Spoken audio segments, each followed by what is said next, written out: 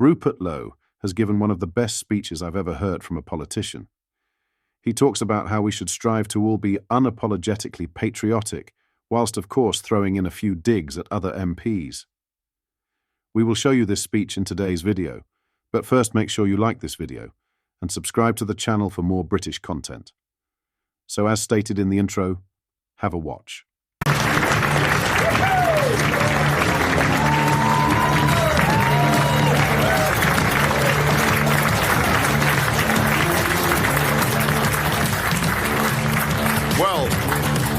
Well, thank you everybody for that welcome. What a pleasure it is to be here this evening with so many like-minded patriots in northwest Essex on the 5th anniversary of Brexit. I can assure you my recent contributions in Westminster have been in front of far less welcoming crowds. I hope to finally finish a speech without being warned over my tone by a belly-aching socialist. Let's see. Essex is a good place, filled with good people. The Essex man. A fine blend of Roman settlers and the Cata Vallorni. A personification of common sense and British logic. He believes in strong borders, low tax and rewarding hard work. He's passionate about his country. He intensely dislikes wokery and all the associated tripe.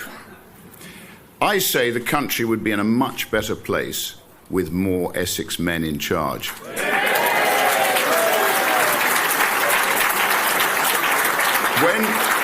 When canvassing in Great Yarmouth, if I see a London Football Club crest in the window, West Ham in particular, I know we're on to a winner.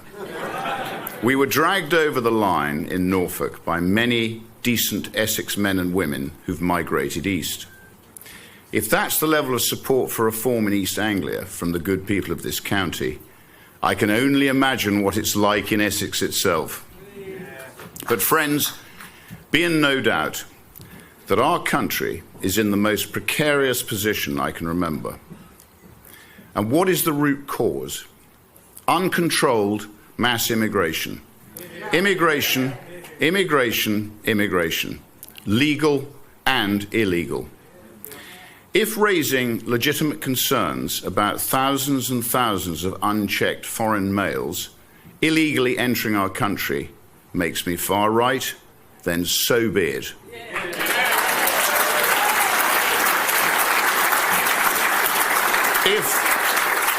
If objecting to these men, often from alien cultures that hold no respect for women, being housed in luxury accommodation at taxpayers' expense makes me a racist, then so be it.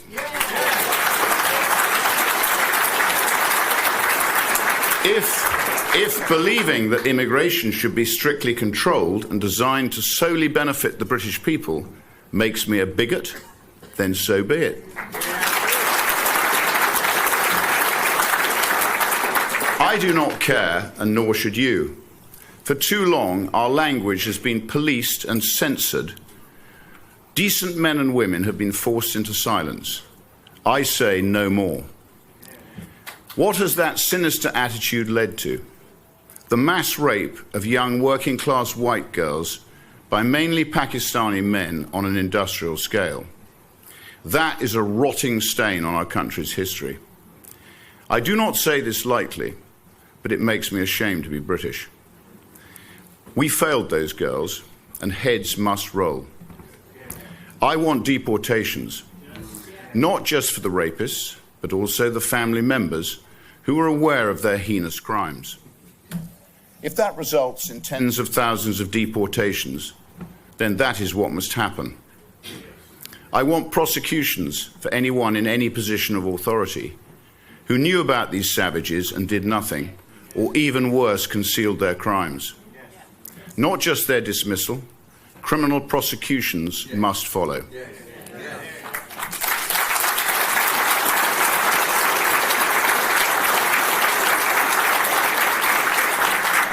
I I want justice for anybody involved in these rape gangs, should feel the full force of the law. Race and religion must protect no one. As a country, how did we let this happen to those poor young girls? Most horrifyingly, it's still happening today, right now as I speak to you tonight. Never forget that. Many of these monsters have even been released back into the same communities where the children they raped reside. Words appropriate on this stage cannot adequately describe what I think of these beasts.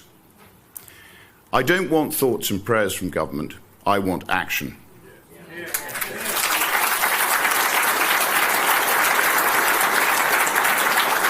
Deportations of foreign nationals who have come to our country and committed serious crimes against the British people.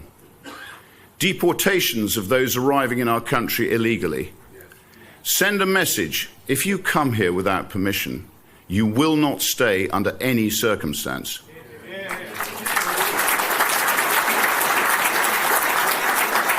Two words: detain, deport.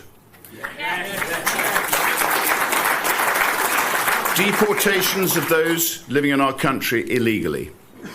Recent estimates stated that up to 1 in 12 individuals living in our capital city are illegal migrants. I pushed the Home Office for a full review into the impact of illegal migrant crime on British women and girls. They refused. I ask, as I often do, who is this Home Office supposed to be serving? Between the 5th of July last year to the 4th of January this year, there were just 4,390 enforced returns of people with no legal right to remain. It's pathetic. In a recent debate with an immigration lawyer, another profession pork-barreling a living, I was told that a deportation scheme on the scale required would be impossible, as it would take a flight leaving every hour. That sounds like a very good starting point to me.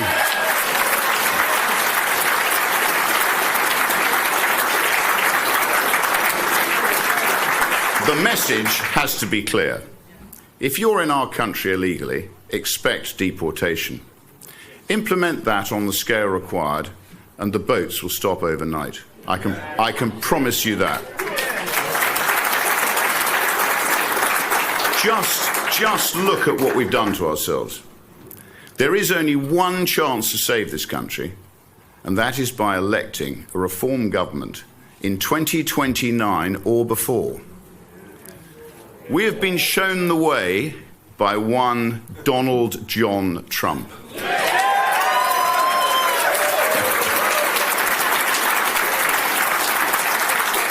Certain moments go down in history as a fork in the road, and Elon Musk purchasing Twitter is one such event. Without that, there is no free speech. There is no Trump victory. There is no savior of the West. And for that, I am grateful. Now we can look to America as a source of hope and inspiration.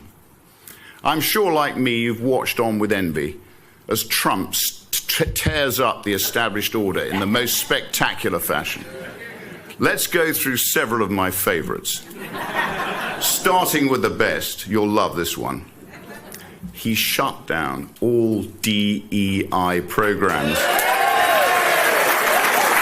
within the federal government with immediate effect. Glorious music to my ears. We should call DEI what it is: anti-white racism. We must eradicate the poisonous diversity industry, scrap every DEI-related job, and judge people on merit and merit alone.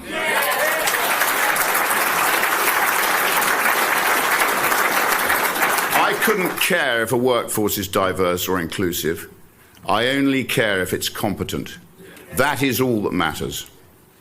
Up next, Trump declared there are only two genders.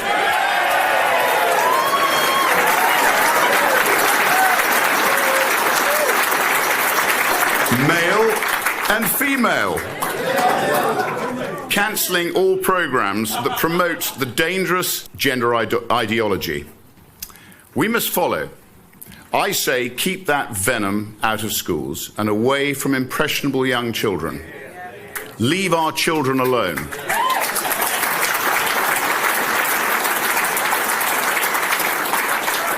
What about on government efficiency? Establish the Department of Government Efficiency, otherwise known as DOGE. Slashing waste, freezing new hires, banning work from home for public sector employees, and fighting government censorship. Common sense policies that should be replicated in Britain. And finally, on immigration, I prefer to keep it simple with the 2 Ds: detain, deport.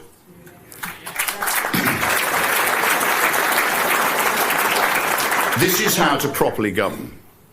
Watching Trump and the Americans, it has made me even more determined than ever to restore our unique country through a great repeal act when Labour falls at the next election, as surely it will. I don't particularly care if we're liked by the rest of the world. I care if we're respected, because right now, Britain is a joke, and it has been for some time. Take this, for example. £10 million was set aside for local inquiries into the rape gangs by the Labour government. Just £10 million. This year alone, we sent £133 million to Pakistan in foreign aid. My view? Scrap every single penny.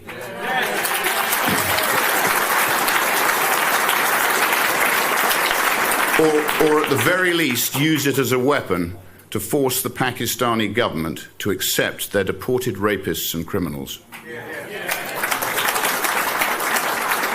I want the British government to put the British people at the top of the agenda. We should make no apologies for that. Learn from Trump. Let's be unapologetically patriotic. Slash tax across the board. Enforce the border. Deport those with no right to be here. Accept biological reality. Fight back against wokery. Bulldoze nonsensical foreign aid. Eradicate DEI. Deliver sensible infrastructure. Carpet bomb public sector waste. Brutally crack down on crime. And plenty more.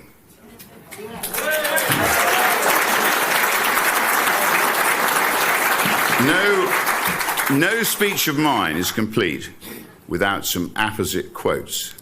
So I have two for you tonight.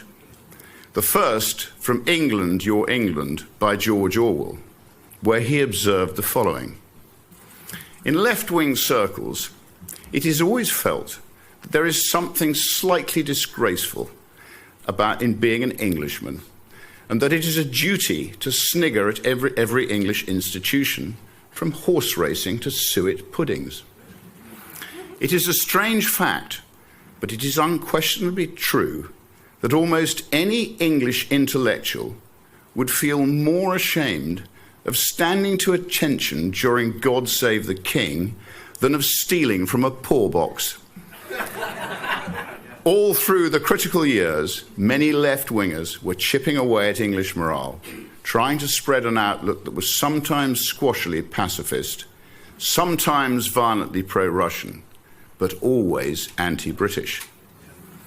The second by Adam Smith in 1776, when he said, "Little else is requisite to carry a state to the highest degree of opulence from the lowest barbarism, but peace, easy taxes, and a tolerable administration of justice, all the rest being brought about by the natural course of things." I love Britain, I really do. We've got the best people in the world. We need a government that will put us first, protect our interests, and get the hell out of our way.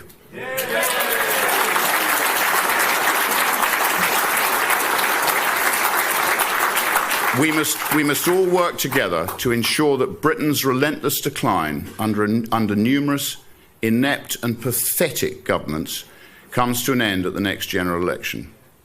Then the Great Repeal Act can be followed by overdue national restoration. Let's make Great Britain great again. Thank you. Thank you.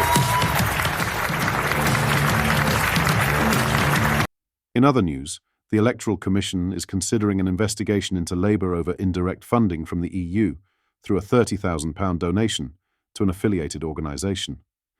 The watchdog has expressed potential regulatory concern regarding funds given to the Labour-linked Fabian Society by the Foundation for European Progressive Studies, FEPS, a branch of the Party of European Socialists.